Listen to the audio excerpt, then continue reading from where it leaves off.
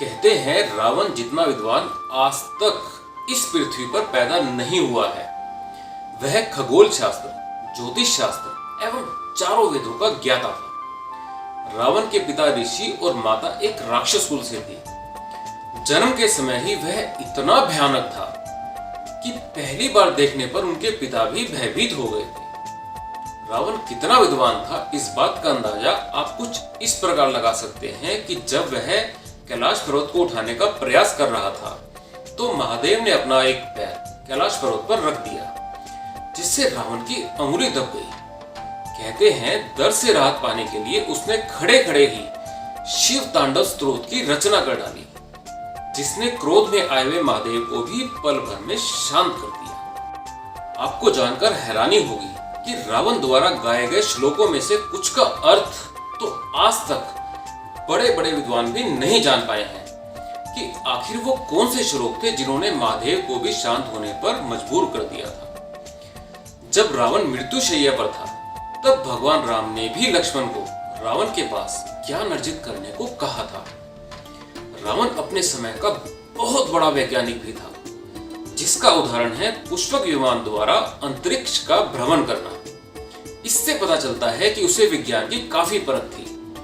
भारत के क्लासिकल वाद्य यंत्र वीणा की भी खोज रावण ने ही की थी।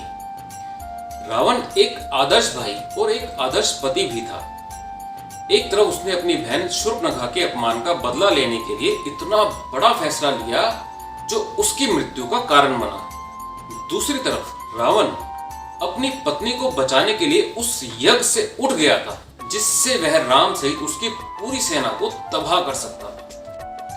कहते हैं रावण इतना शक्तिशाली था कि उसने सभी ग्रहों को यह आदेश दिया था कि वे उसके पुत्र मेघनाद के जन्म के समय कुंडली में 11वें घर में स्थित हो जाएं। परंतु शनिदेव ब्रह्मा जी के कहने पर 12वें स्थान पर चले गए, जिससे क्रुद्ध हो रावण ने शनिदेव को बंदी बना लिया।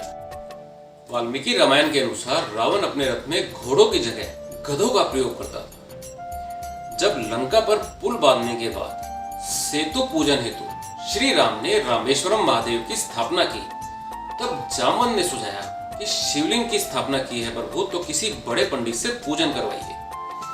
इस पर राम ने रावण को आमंत्रित किया और रावण सहर्ष पूजन हेतु आया। किंतु पूजन के समय रावण ने कहा, हे राम, आप विवाहित हैं और विवाहित पुरुष कभी पत्नी के बिना कोई शुभ कार्य नहीं कर सकते। यह शास्त्रोचित मर्यादा है। फिर राम की व्यवस्था देख रावण ने सीता माता को पूजन में प्रकट किया और पूजन संपन्न किया। कहा जाता है कि रावण अपनी प्रजा का बहुत ख्याल रखता था।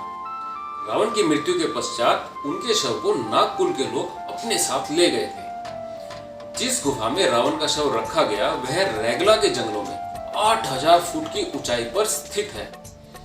18 फीट लंबे और 5 फीट चौड़े ताबूत में रावण का शव रखा गया है। यह भी कहा जाता है कि इस ताबूत के नीचे रावण का बेशकीमती खजाना है। इस खजाने की रखवाली भयंकर नाग और कई खूंखार जानवर करते हैं।